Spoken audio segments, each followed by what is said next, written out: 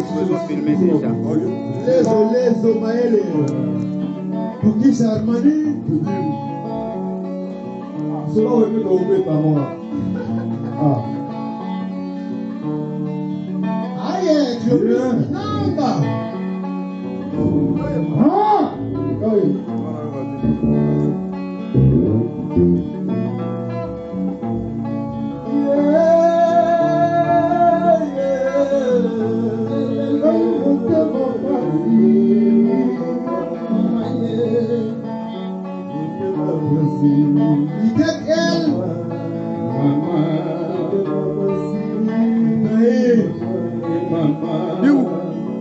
C'est un moment où on met ta peau, est-ce qu'il est bien?